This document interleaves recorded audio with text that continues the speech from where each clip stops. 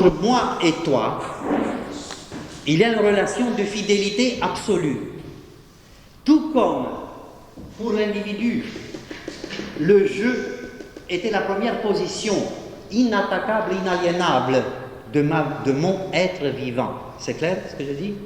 Maintenant, en tant que personne, le jeu, toi, que ce soit le toi,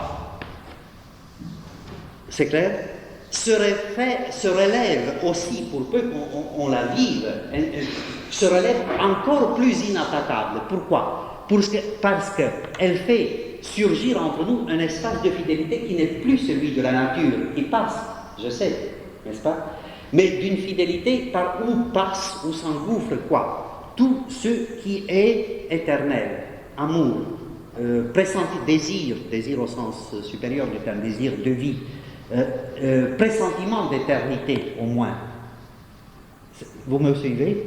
Ça, c'est l'espace de la fidélité. Alors, nous avons vu l'autre jour que ce n'est pas par hasard que dans l'Apocalypse, après la résurrection du Seigneur, lorsqu'il se révèle à Saint Jean, lui, ainsi parle le fidèle, le Amen, le témoin fidèle, ainsi c'est moi l'Amen, le témoin fidèle. Vous vous souvenez? J'étais mort et je suis ressuscité, je suis vivant à jamais. Ça, je la pressens, ou je devrais la pressentir, et ne croyons pas que ce soit uniquement naturel. Non, ça va ensemble avec mon approfondissement, pour que je puisse le dire, ma transformation de moi-même, je n'aime pas le terme, appelons-le comme ça, ma personnalisation au sens ultime, spirituel du terme, que tout ce que nous essayons de dire ici devient partie vécue, vivante, puissante de moi. Alors, voilà que surgit donc cet espace de fidélité. Bien. B. Or, qu'est-ce qu'il se passe? Voici qu'à un moment donné, toi meurs.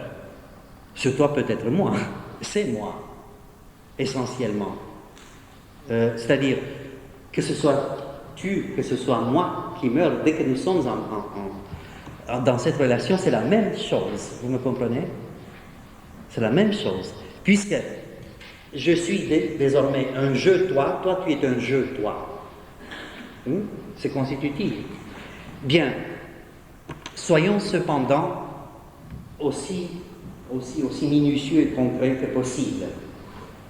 Dans la structure de l'être humain, normalement, cet espace de fidélité personnelle avec ses ouvertures éternelles, ou vers l'éternité, son pressentiment, surgit d'abord dans ce que nous appelons relation familiale. C'est comme ça, je ne peux rien. Que ce soit famille constituée selon le canon qui depuis quelques siècles, quelques millénaires à peu près, depuis la civilisation gréco-romaine, ou judaïque aussi, régit le statut de la famille. C'est-à-dire, quelqu'un épouse quelqu'un d'autre, ils fondent une famille, n'est-ce pas? Ce que nous appelons famille au sens immédiat du terme.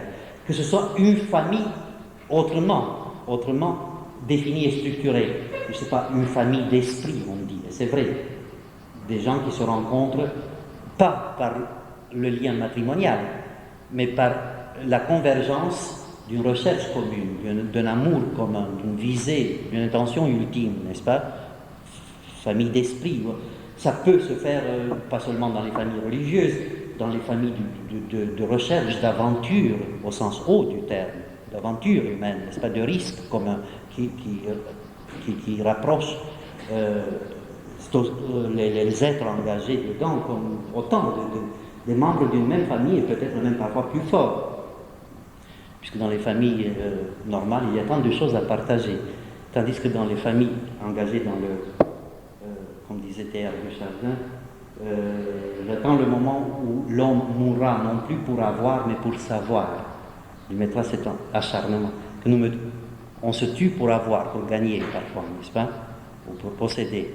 Bon, on peut mourir pour savoir aussi, savoir au sens haut du terme, la sainteté. Bon, alors, famille, vous voyez dans quel sens je prends, n'est-ce pas? N'empêche que dans la définition immédiate et communément acceptée, cette relation je-toi a lieu à l'intérieur d'un groupe social qui s'appelle famille et où, soyons très attentifs si vous voulez bien, et où, malgré tout, si on est rigoureux, cette distinction individu, personne n'est jamais totalement, je dis distinction, je ne dis pas séparation, il n'y a pas de coupure, c'est à l'intérieur d'une même personne, ce qui est d'un même être. Cette distinction n'est jamais purifiée, n'est jamais vraiment située. On agit parfois devant le toi personnel comme si c'était un toi individuel. Et devant un toi individuel, je lui accorde, ou le moi individuel, je lui accorde, j'investis en lui les valeurs, le zèle, l'acharnement, l'amour qui revient uniquement à une relation personnelle. C'est assez évident cela, n'est-ce pas? On reprendra si vous voulez. Cette distinction, on a pu dire, et on le dit, on le sait d'ailleurs, c'est de bon sens, l'amour possessif. Dieu n'a pas d'amour possessif, par exemple. L'amour de Dieu, c'est un amour crucifié, exproprié, expropriant. Dieu s'exproprie. Allons-nous comprendre cela? Peut-être, mais ce n'est pas très difficile. Tandis que même dans l'amour personnel, parfois à l'intérieur de la même famille, il y a quelque chose de possessif, pas au sens matériel, possession psychologique. On dit amour propre, on dit ma projection sur mon frère cadet que je veux instruire, dont je veux telle réponse et pas une autre, parce que moi je suis son frère aîné, je sais mieux que lui, ainsi de suite. Il y a là une part de possession inévitable, qu'on ne condamne pas, qu'on essaie de situer pour dire, arriver à cette conclusion que celui que dans la structure familiale, n'est-ce pas, personnes et individus ne sont pas toujours décantés et faciles à décanter, à distinguer. D'où un tas de conséquences psychologiques, sociologiques, ainsi de suite, morales, éthiques, qui ne nous concernent pas directement, mais qui affleurent au long de notre thème. Pourquoi? Parce que, comme je dis, voici que toi meurs, tu meurs, moi meurs. Et qu'est-ce que je découvre si je suis dans une relation je-toi? C'est qu'il meurt à ma place. Il est mort pour moi, mais moi je suis mort pour lui. Et l'expérience de la mort, enfin, entre en moi, à ce niveau d'autant plus grave, d'autant plus dramatique, qu'il touche non plus les racines biologiques de l'individu, ou la forme de présence biologique de l'individu, que je peux finalement accepter en disant, bon, je sais que les arbres meurent, les hommes meurent, tout passe, n'est-ce pas? C'est une connaissance impersonnelle, cela. Mais là, je suis impliqué, non pas par la mort seulement, mais dans la mort.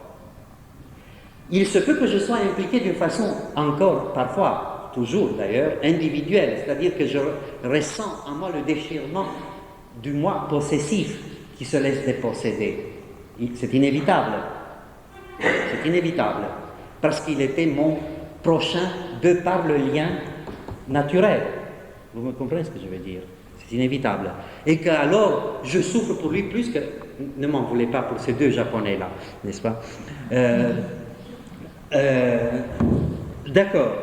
Mais si je suis dans le lien personnel, je suis impliqué dans sa mort puisque je sens que, enfin, voilà, j'ai l'expérience de la mort, non pas dans le jeu individuel, mais dans ce jeu-toi, qui introduit en moi le déchirement de ce qui est plus grave que la mort individuelle, de ce sentiment d'infidélité. Alors, toi aussi, tu m'as trahi.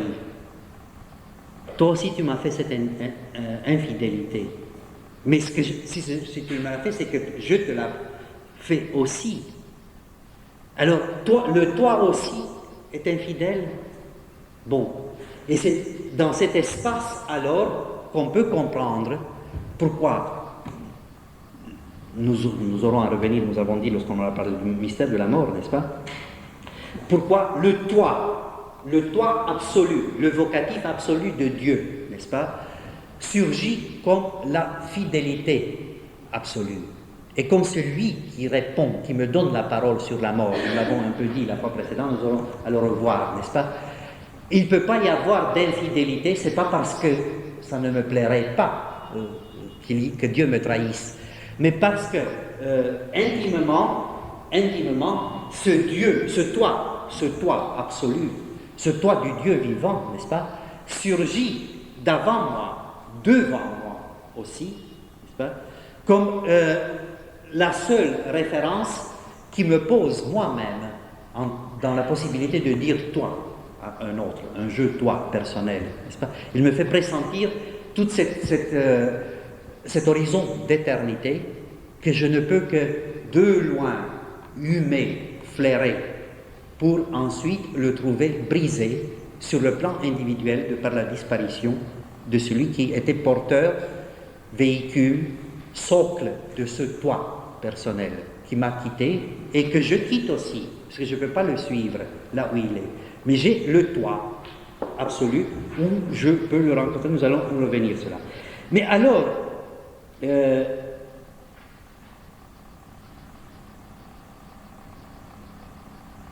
on peut dire, et on doit dire, certainement, à la limite, mais ce n'est pas une limite théorique idéale. Je suis persuadé, puisque je l'ai expérimenté, je l'ai vécu avec d'autres, par d'autres, que pour celui qui va jusqu'au bout du mystère de la personne, dépasse la personne dans cette totalité spirituelle qu'est l'homme, alors en effet, le prochain, comme c'était le cas du Samaritain dans la parabole du Seigneur, le prochain n'est pas mon frère, selon la chair, comme on dit, n'est pas ma mère, mon fils, mon père. Non, le prochain est tout être venant au monde. Et sa mort à lui, d'une façon ou d'autre, pas quantitative. Nous sommes presque à la limite du langage. On ne peut que l'évoquer, le suggérer.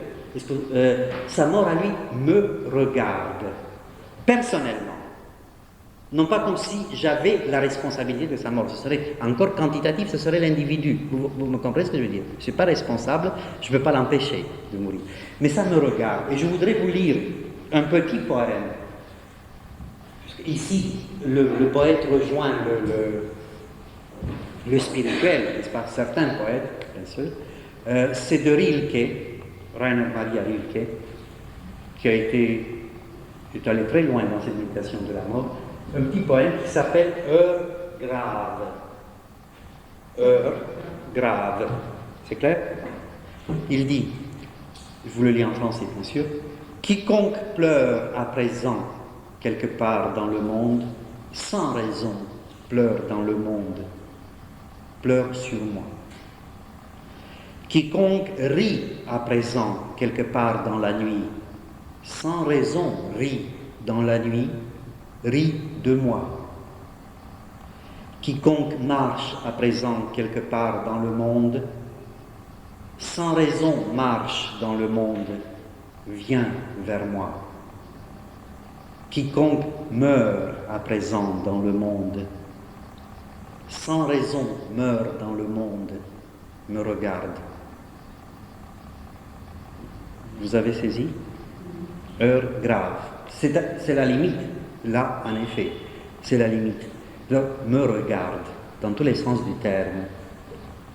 Bon, alors,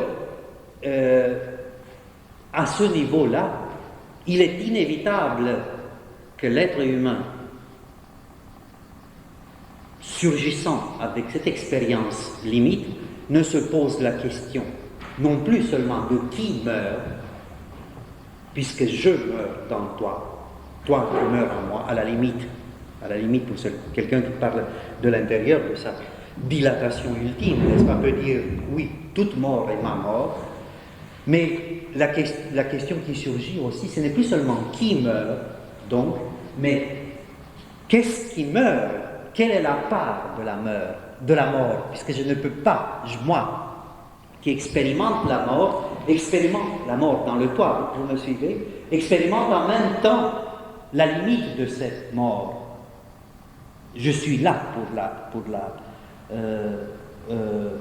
la rendre consciente, l'assumer dans ma conscience, la poursuivre à la trace dans cette, encore une fois, inanité, dans ce paradoxe, comme nous disions, d'être là comme une présence qui me rend comme une présence absente, comme nous disions souvent.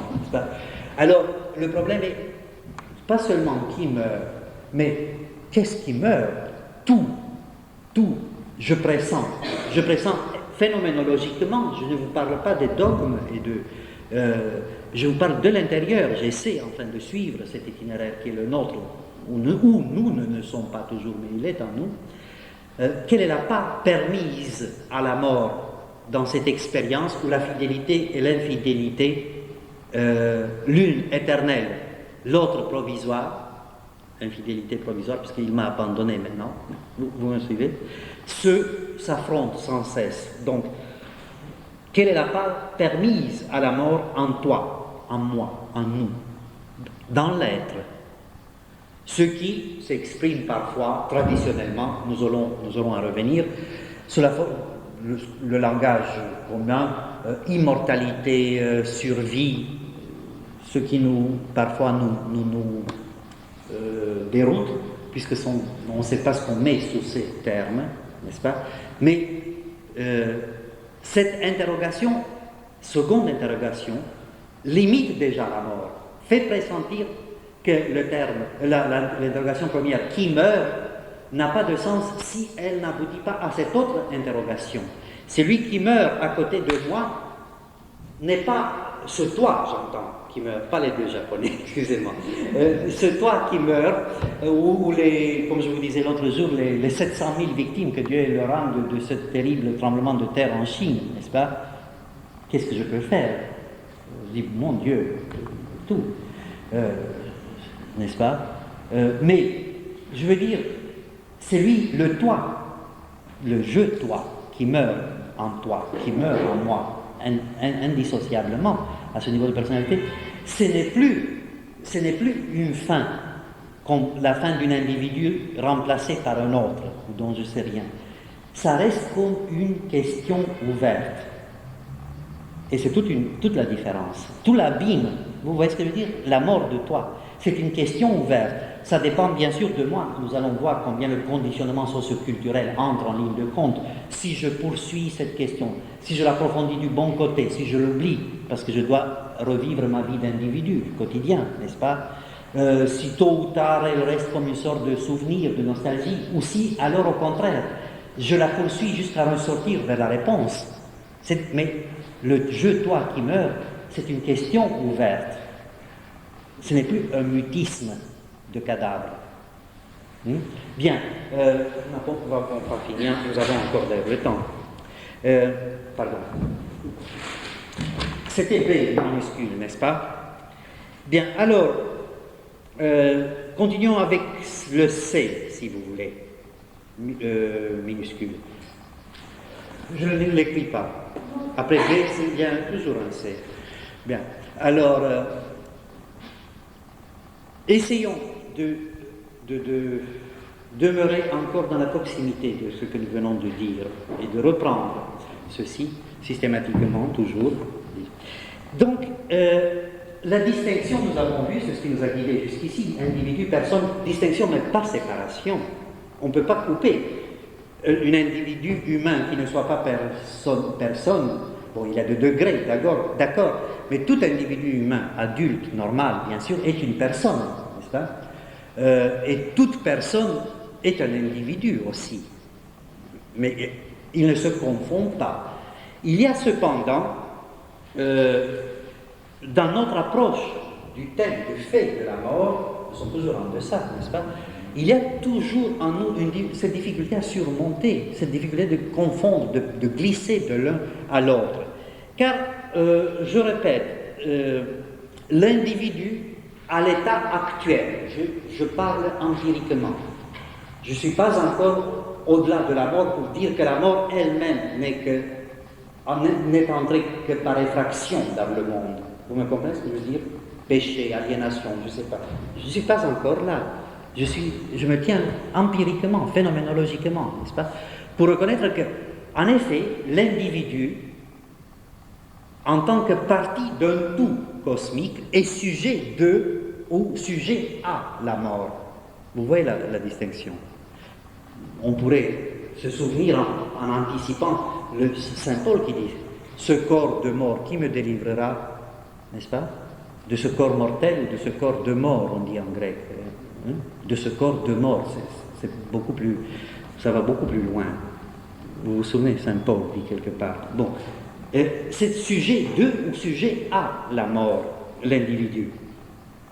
Et d'où la lecture, nous anticipons là aussi, mais c'est nécessaire de la nommer dès maintenant, la lecture que donne dans l'ensemble la science, ce que nous appelons la science, les sciences expérimentales, ou même les sciences humaines, n'est-ce pas, de cette mort individuelle qu'ils font transposer souvent à la mort, à la personne elle-même. Pas toujours, mais souvent. Mais il y a eu une époque, il n'y a pas si longtemps, au XIXe siècle par exemple, avec l'enthousiasme naïf de la découverte des sciences positives, expérimentales, où on croyait pouvoir tout dire sur le destin ultime, mort y compris, de l'être humain. Alors on dit, mais bien sûr, la mort, c'est tout simplement une nécessité. C'est une nécessité absolue que personne ne peut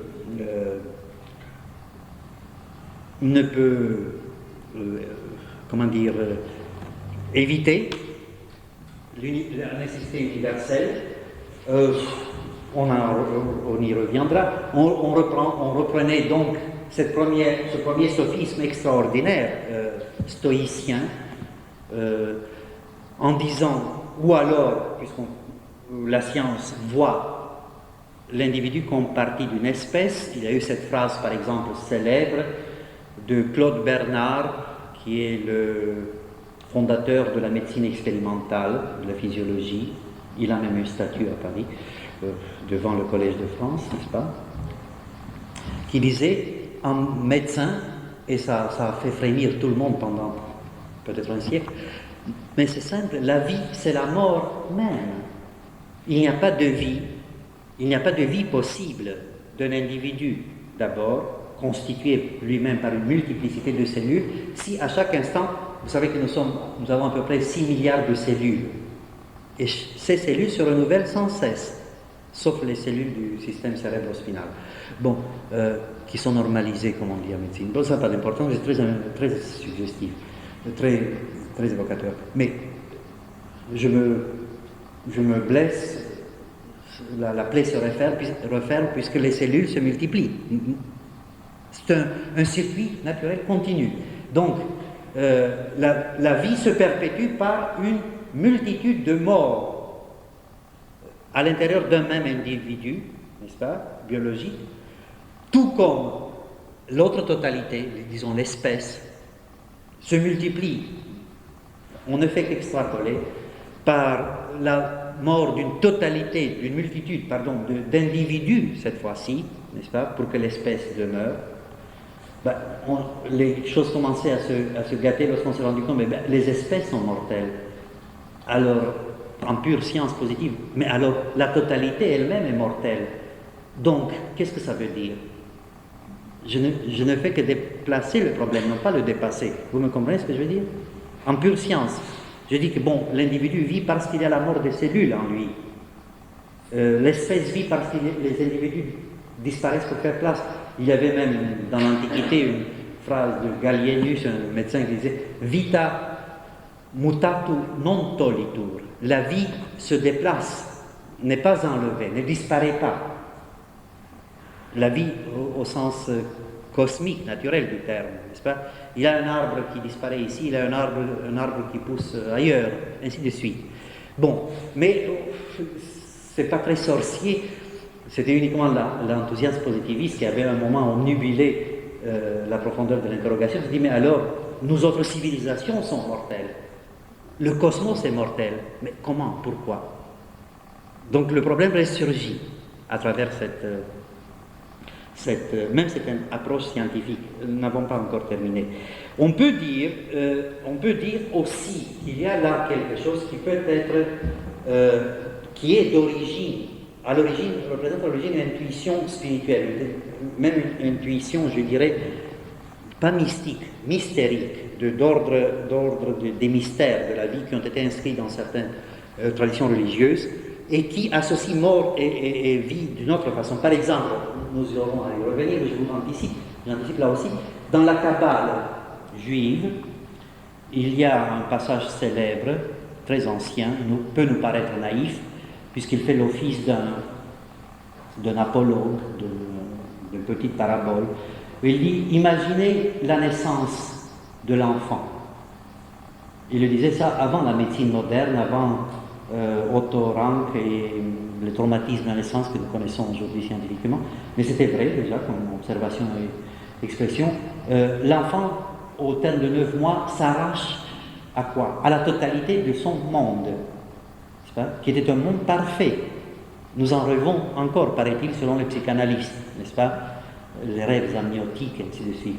En effet, je n'ai pas d'impôts à payer, je n'ai pas de boulot, je ne dois pas me lever à 9 heures pour aller, n'est-ce pas? Durant 9 mois, on est assuré. Eh bien, c'est fini.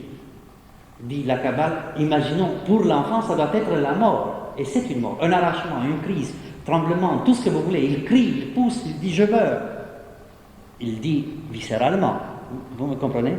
Eh bien, dit-il, non, pour nous, il vient à la vie, il voit le jour, n'est-ce pas? Bon, il parcourt ce monde, je ne sais pas combien d'années, puis à la fin, l'histoire se répète. Il dit, je meurs, j'étouffe, je quitte le monde, de nouveau.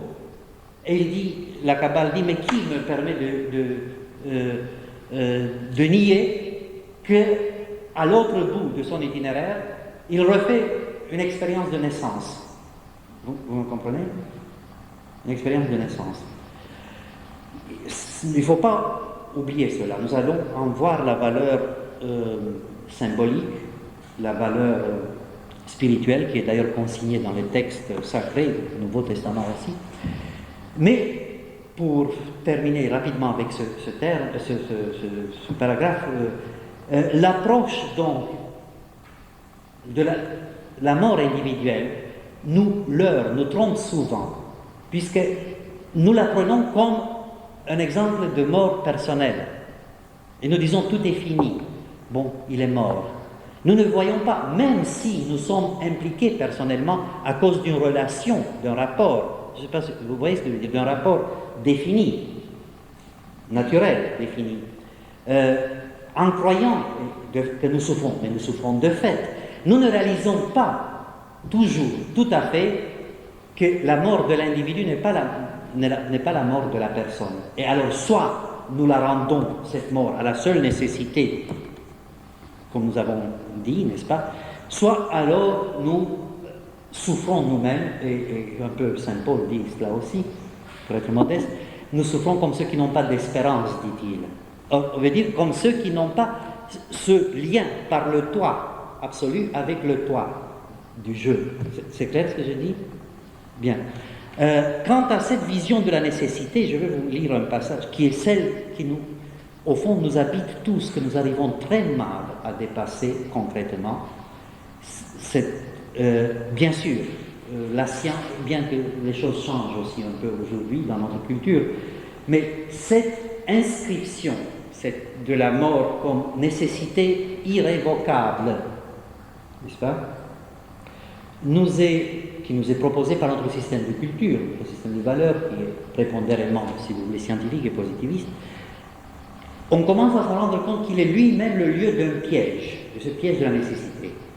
Puisque, de fait, la science, en disant cela, très sérieusement et sobrement, elle veut, en quelque sorte, conjurer la mort, exorciser la mort, la rendre naturelle dans son non-naturalité même, dans sa antinaturalité même. C'est clair ce que je dis? Lui faire une place en tant que nécessité naturelle, bien qu'elle soit contre nature, même du point de vue de la science. Mais il veut donc conjurer, exorciser la mort, en la présentant comme une nécessité à laquelle il n'y a pas d'autre moyen de s'incliner. Mais en faisant ceci, on commence à se rendre compte aujourd'hui, est-ce que la science, au fond, ne fait pas une œuvre de mort? J'entends pas la science en tant que science, mais c'est pas un jugement, loin de là, négatif sur la science, mais sur cette façon d'approcher le problème de la mort. Parce que, dès que je dis nécessité, dès que j'assimile, et Épictète, par exemple, l'a vu très bien longtemps avant, c'est anangué, comme disaient les Grecs, ananké, n'est-ce pas, l'anangué, le carcan de la nécessité irréfragable, que personne, ni les dieux aussi se soumettaient. Quand Achille devait mourir, on faisait peser la balance, alors les dieux disaient, bon, nous ne voyons plus rien, on dit l'anangué, le destin, demain, même nous qui sommes les partisans d'Achille, et nous qui sommes les partisans d'Hector, je parle Iliade, n'est-ce pas, nous ne pouvons plus rien faire. C'est extraordinaire comme image, cela dit, ça vient d'il y a 3000 ans, n'est-ce pas, et plus. C'est extraordinaire, la nécessité. Mais en prescrivant la nécessité de cette façon, en l'assimilant à l'œuvre de mort, en voulant expliquer la mort à travers sa nécessité, est-ce que, sans me rendre compte, je ne fais au fond que propager la mort, dire que la mort étant nécessaire, de proche à proche, à travers cette explication et justification de la nécessité, je peux justifier ce qui est en train de se passer depuis plusieurs siècles, mais ça s'accélère peut-être sous nos yeux, les violences, les injustices, finalement les guerres les plus destructives, puisque sans m'en rendre compte, je situe tout cela uniquement au niveau de la nécessité à laquelle l'individu est nécessairement soumis. Et je ne vois plus l'émergence de l'être en tant que personne qui est liberté. L'homme est enfant du désir, non pas de la nécessité. Vous voyez? Et alors, je voulais vous lire un paragraphe d'un livre qui vient de paraître, que j'ai amené de Paris. Il dit l'attitude du rationaliste contemporain, homme de savoir expérimental, s'est constituée par rapport à une telle conscience peureuse de la mort.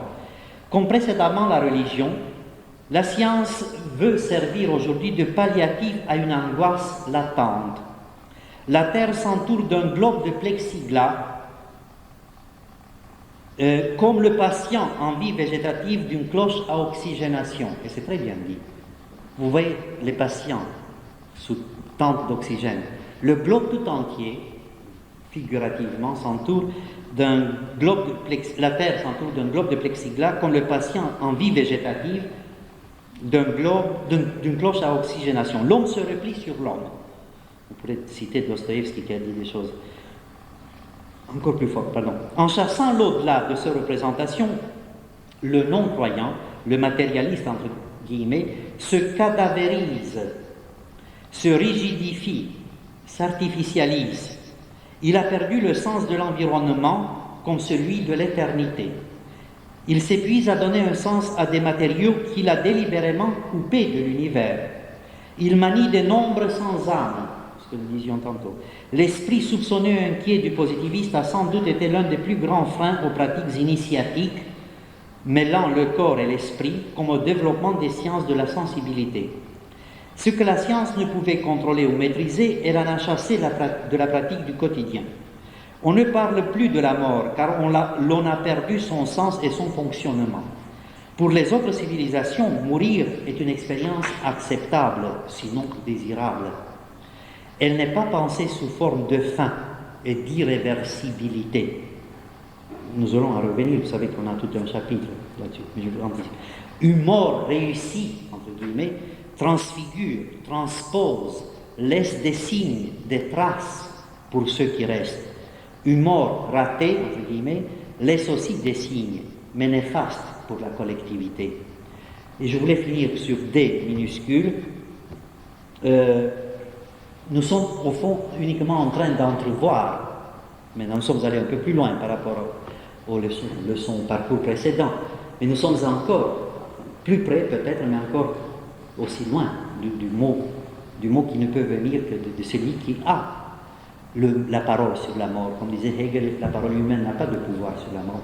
Bon, mais voilà ce que nous venons de lire nous oblige à nous rappeler du fait par lequel nous avons commencé très scientifiquement, de ces signes, de ces insignes matériels, de ces traces, de ces blessures que la mort pose, même dans l'écorce de la matière, les tombeaux.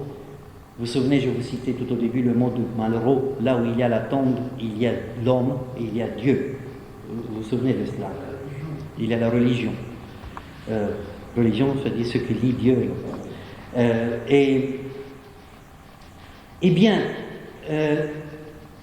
il faut toujours faire attention pour les besoins de la connaissance d'abord, n'est-ce pas, nous parlons à ce qui a été, à ce qui est encore appelé l'aspect sacré, le sens sacré de la mort.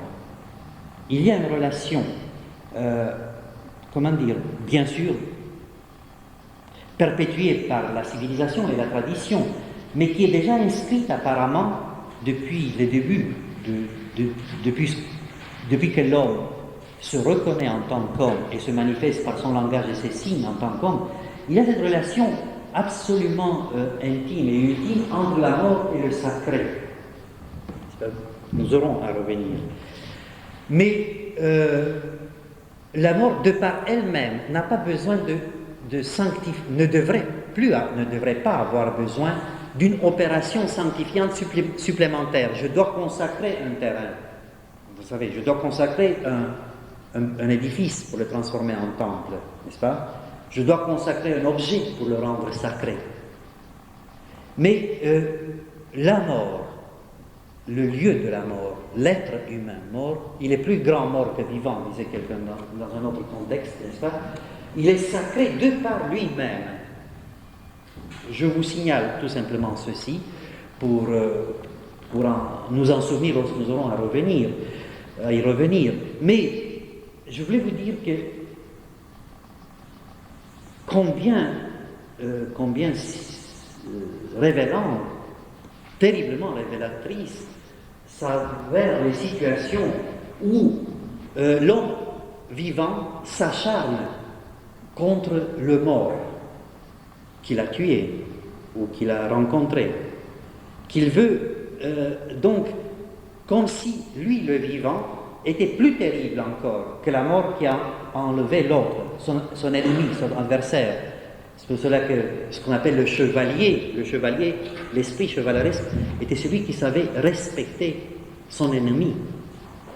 Mon ennemi, mon adversaire, est aussi respectable que moi, sans quoi je pollue, j'outrage le sacré, la sacralité de la mort. Je ne sais pas si vous me suivez.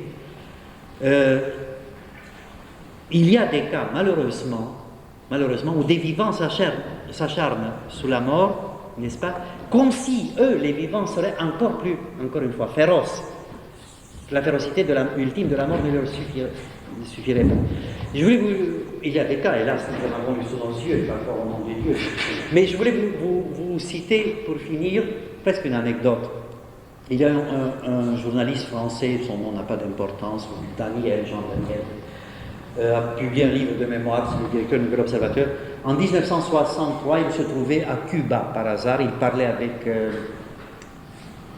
Fidel Castro. Ils étaient à la plage quelque part, ils discutaient, il avait un message pour lui de la part de Kennedy. Lorsque soudainement à la radio, ils entendent que Kennedy vient d'être assassiné à Dallas. On s'en souvient, n'est-ce pas?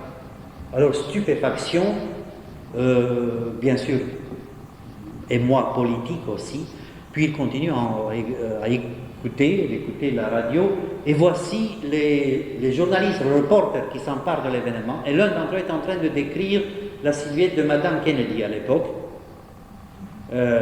Oh, la voici, son masque de tragédie, et voici, elle porte un tailleur rose ou grenat, et voici ses jambes, voici, elle a des bas de nylon ou de soie, bien sûr, pardon. Et ces jambes qui sont pleines de sang. Alors, soudainement, Castro explose. Elle dit, mais pour l'amour de Dieu, mais ces gens-là sont abominables. Ils n'ont plus le sens de la mort. Mais chez nous, en Amérique latine, dans notre civilisation latine, la mort transforme les voyous en des seigneurs, fait des voyous des seigneurs. Ça m'avait frappé, puisque c'était terriblement bien dit, d'abord, terriblement vrai à l'intérieur de notre monde moderne, et extrêmement consonant de ce sacré de la mort dont nous parlons, n'est-ce pas, et qui est cette porte vers l'au-delà de la mort. Que si le vivant ne reconnaît plus, profane, c'est lui qui est doublement mort, se tue doublement que celui qui le tue. Nous nous étions promis la fois précédente, vous vous souvenez, est-ce que tout le monde a ça devant lui? Oui? C'est sûr? C'est là. Merci. Il s'agit d'un aperçu bibliographique que nous nous promettons depuis longtemps. Ce n'est qu'un aperçu bibliographique. Autrement dit, un choix. Autrement dit, un choix limité. Pardon. Vous pouvez prendre. Oui. Comme toujours, choisir, c'est renoncer, n'est-ce pas? En choisissant le peu que j'ai choisi, j'ai laissé de côté une vastitude que je n'ai pas pu choisir, mais j'ai été surtout préoccupé de répondre à votre attente, puis au devoir qui incombe à tout court, n'est-ce pas, celui de s'appuyer sur une bibliographie quelconque. On sait très bien que ces quelques titres vont vous mettre de par eux-mêmes, de par leurs citations, sur la piste d'autres titres, et ainsi de suite, n'est-ce pas? Le thème, je vous l'ai déjà dit, féconde aujourd'hui une littérature invraisemblable. Il n'y a pas de